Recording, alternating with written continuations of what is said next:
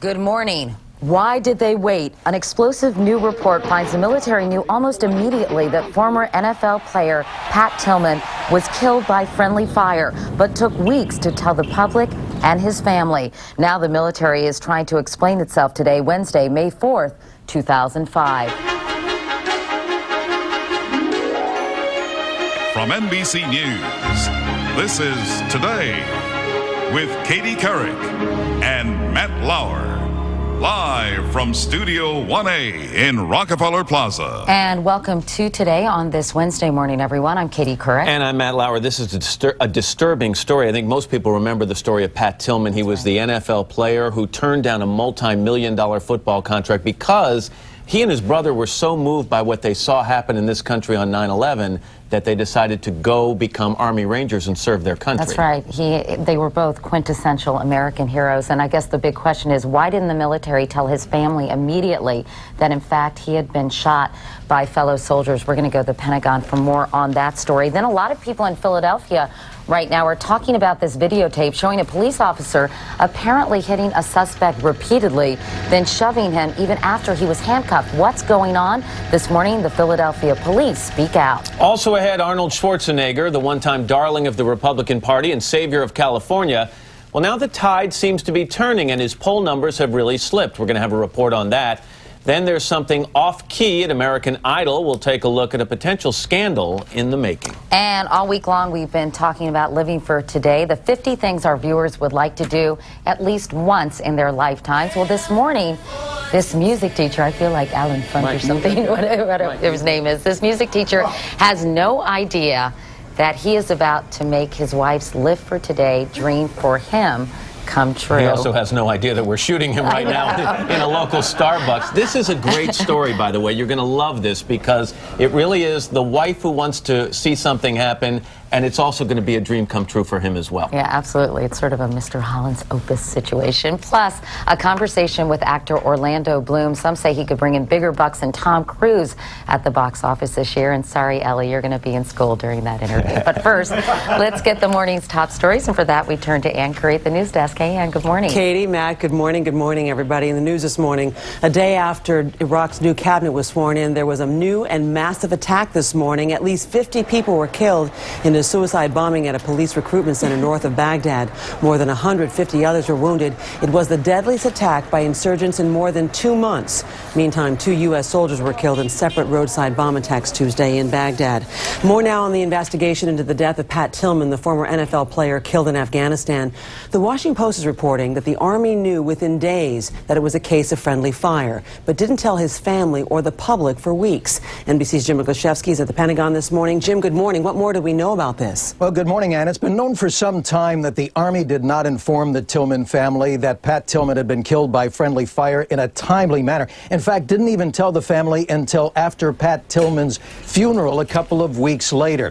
But a 2,000-page investigative report conducted by the Army finds serious fault with the Army's conduct, not only in the friendly fire incident, primarily to Army bureaucracy, incompetence, and perhaps even compassion on the part of the Army to keep some of those details from the family in the short term. But ultimately, doing that raised serious suspicions of a cover-up, and in fact, the Army investigation found that 7 of those involved in the incident were reprimanded for the friendly fire, and the Army said serious mistakes were made, and they hope that this report will correct that. At the Pentagon this morning, Jim, thank you for that report.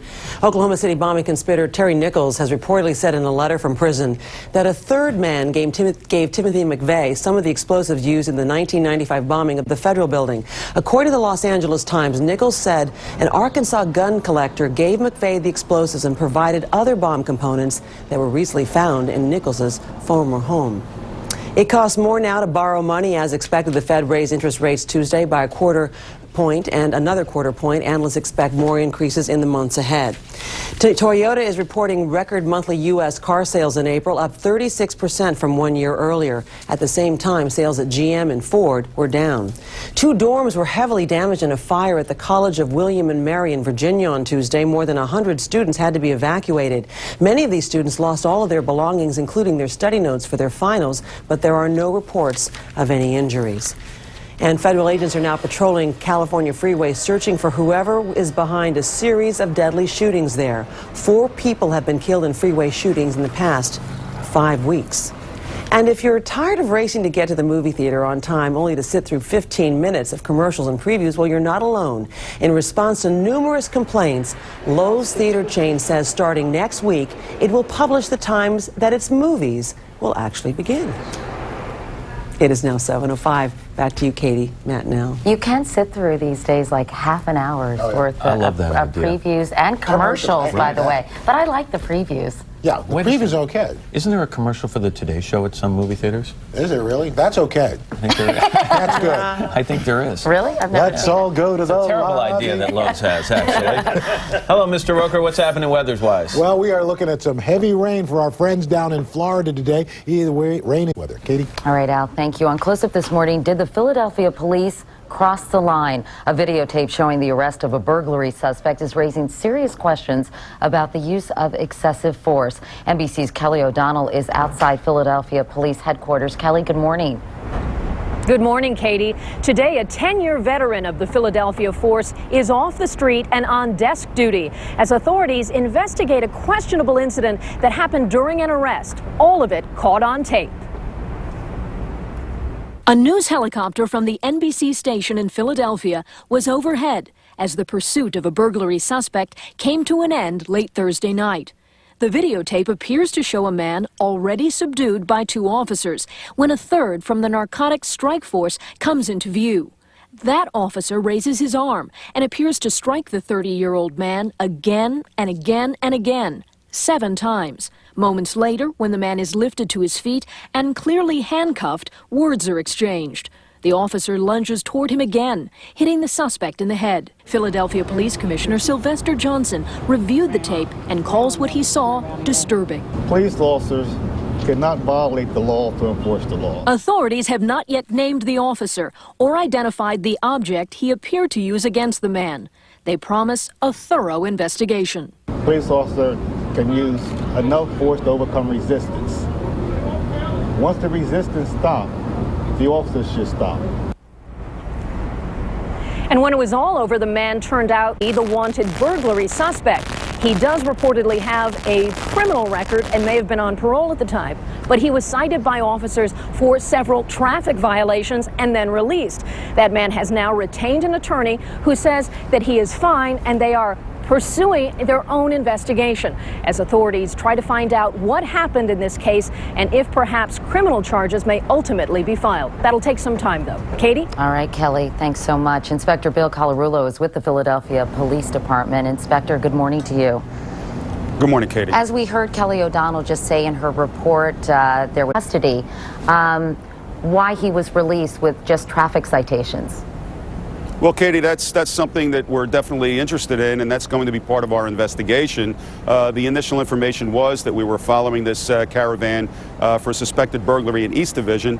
The individual was driving extremely recklessly. He went over the Betsy Ross Bridge into South Jersey, came back into Philadelphia, crashed through a toll booth, and eventually hit a tree. So, I mean, we were justified in chasing him to begin with. Right. But as far as the way the rest of the results, the way they transpired, is a matter of our investigation. And our NBC station in Philadelphia, as you mentioned, WCIU, is reporting that narcotics officer in question is a 10-year veteran. He's been suspended in the past and now has been reassigned to desk duty. Have you all been able to interview him about the incident yet?